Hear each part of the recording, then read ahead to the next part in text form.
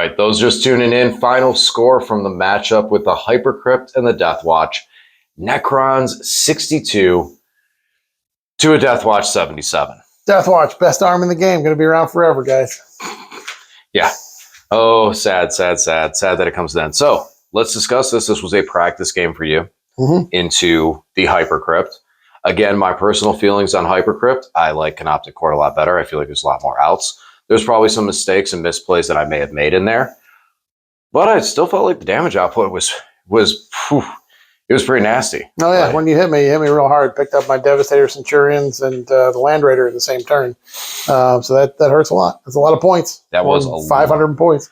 It's just almost 600 points, yeah. That was a very, very strong turn there, yeah, in that sense. There was probably some mistakes. There's probably some other ways I could have played it a little bit different to control the primary more.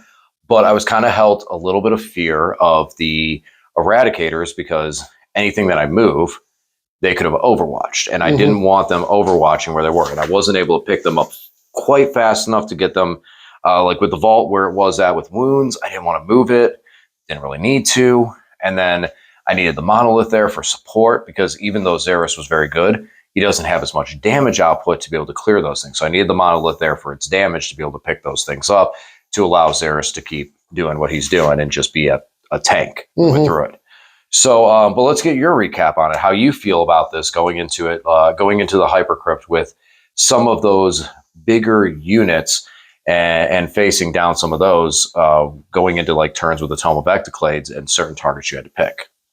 Yeah, I feel like this list worked pretty well. Its damage output was really solid. It had it's just the tough interaction of the spiders giving a 5-up feel no pain to mortals to a 24 wound Tesseract Vault that causes me problems. So I had to kill those spiders. Otherwise, I wouldn't have been able to do much damage to the Tesseract Vault. So it definitely changed the math a little bit there.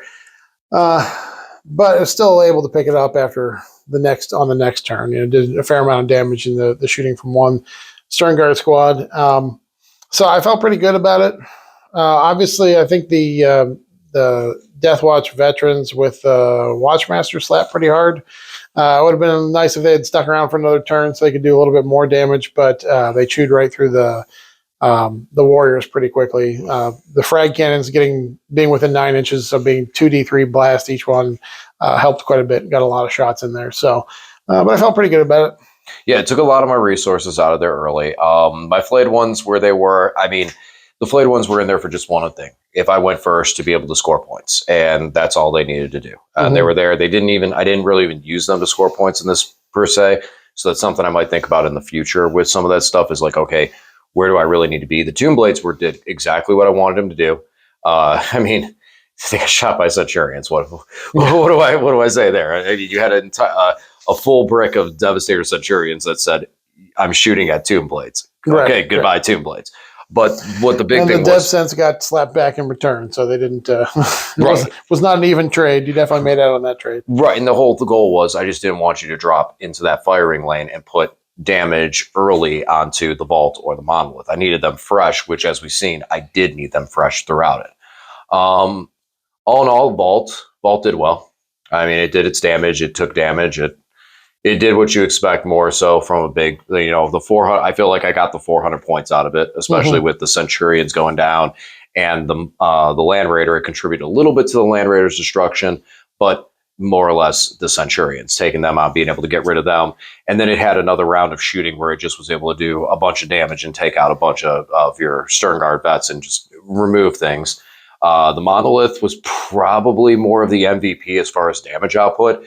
It just, other than the turn when I rolled 3 1s for the Particle Whip. Right. But other than that, it did a lot of damage and really just cleared that entire corner. Like, it was just able to continually do damage. The Death Rays were very nice on it, having 4 of them, not having just 1. Oh, that would have been terrible. And then Xeris just don't die. Yeah, I hate him. I don't know why he has to be so durable. He's infantry. How can infantry have 9 wounds, be a toughness 8, have a 2-up save, 4-up invul, and a 4-up feel no pain? 150 points.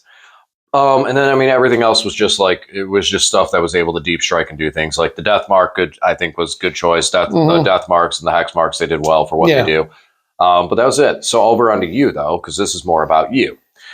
in your list and your field going into this. So that was two chunky targets, but then you chose to go at the Warriors, which were a heavier damage output. And I get it, because if the Warriors were able to pick up and keep doing that, the amount of damage they were putting out would start to really, really weigh on other units. But the problem I always have with Warriors, I just feel they're too fragile. And it seems like it's once again, they're just too fragile. Yes, you hit them with frag cannons.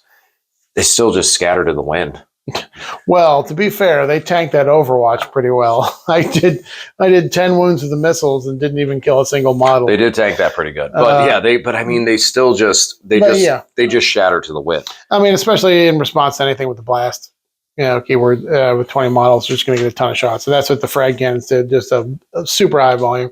Of course, I was rerolling all hits and wounds, so that definitely helps. And sustain was going on at the time, but one guy with a frag cannon got like 10, 12 wounds. Yeah, one squad did nothing, and the other squad just said, "Oh, here, let us show you. Here, we had your ammo. Let's show you what it's done." Yeah.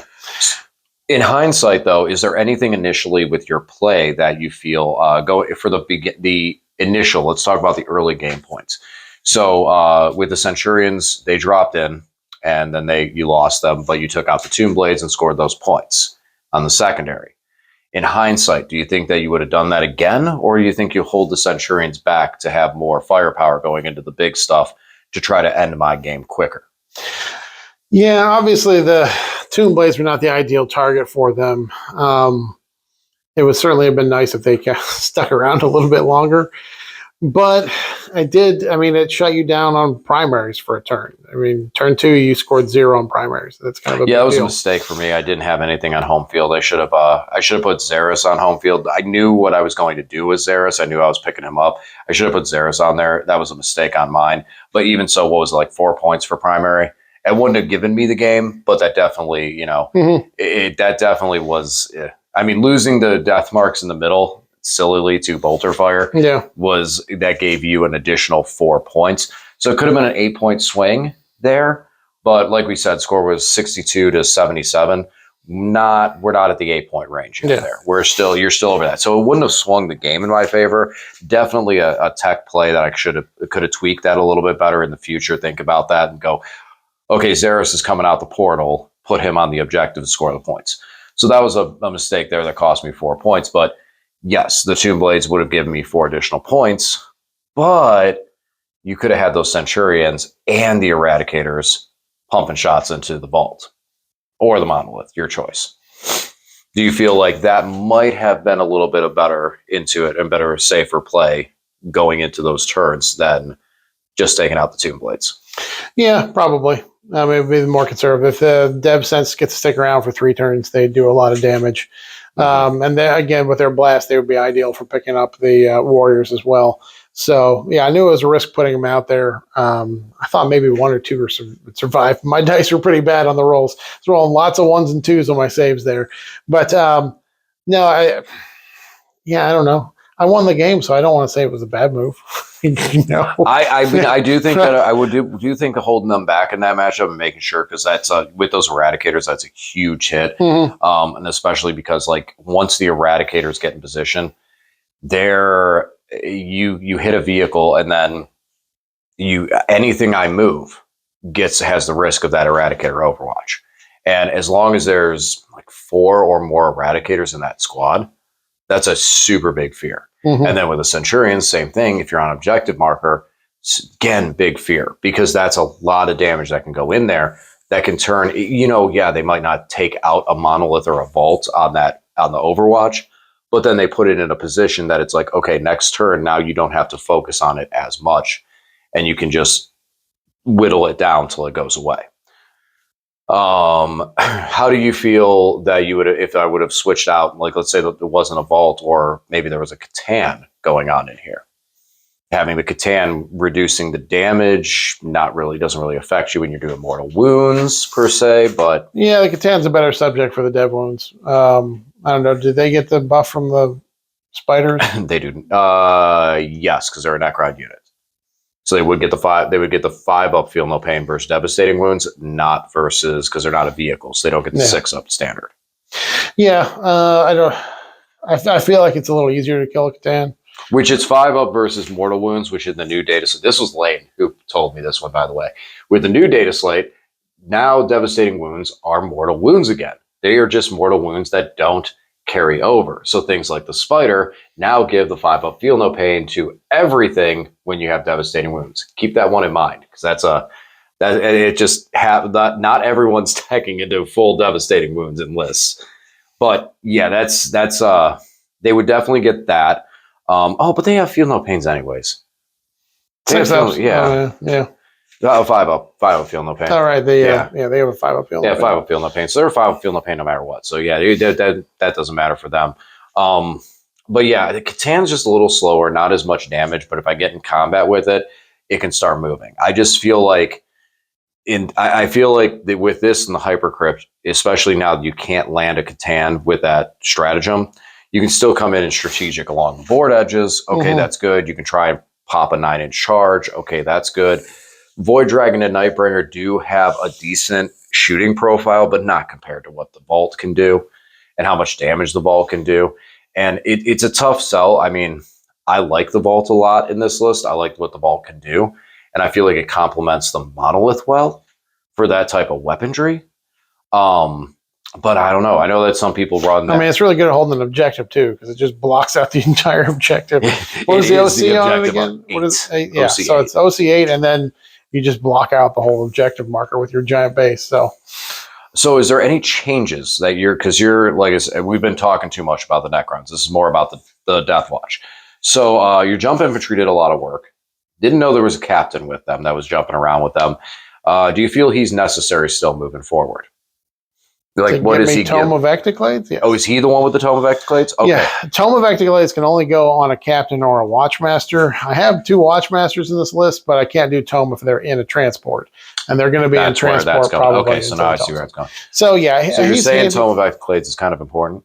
It's kind of a big deal. It's going to continue to be a big deal until I no longer have a codex. So yeah, it's kind of big. And also, I mean, he makes that jump intercessor unit even stronger just by giving him access to a free strat, or reducing the cost of a strat by 1 CP.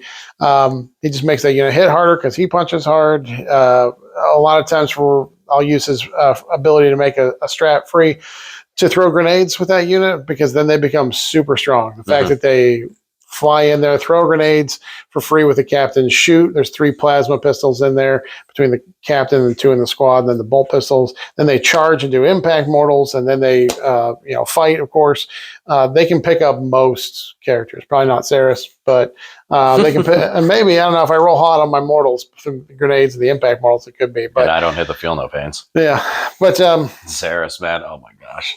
But no, they're real stronger than you think they'll be, just because they move 12 inches and they have a variety of ways to hit pretty hard. So definitely the man, the myth, the legend. There we go. Yeah.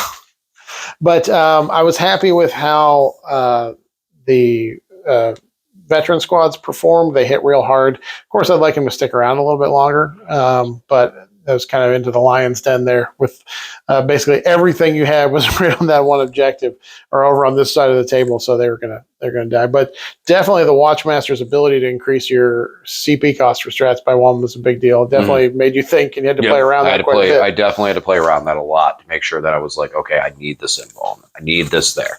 So, all right, well, that's 1 in the books. Next week, the Grey Knights, another uppy downy list, except one that I'm a little more familiar with, and one that I feel more comfortable with, especially with the missions and how it plays. So, but yeah, that's this one in the books. We'll do it next week. I guess you're keeping pretty much the same. You're happy with the results? Yeah, I think it's pretty good. I was worried about being able to score secondaries. The drop pods did amazing this game. Like, just once I drop one into your deployment zone. You can't spend time taking them out. Like, I mean, and then when you do try to spend time taking them out, it's like they still have wounds. Yeah, I mean, there's still 8 wounds on them, so it takes a little bit to chew through them. You can't just do it with, random fire. It's got to be concentrated. Right. Sometimes, you'll bring it down, and then kill 2 of them and get 4 points. 4 points, but that's it. But then you're leaving the rest of my army alone. So right. Okay with that. So they did really well this game. I'm glad I put one in your deployment zone turn 1. To score points, because it worked out really well. It definitely did. All right, guys. Well, as always, thanks for watching, and we'll talk to you again soon.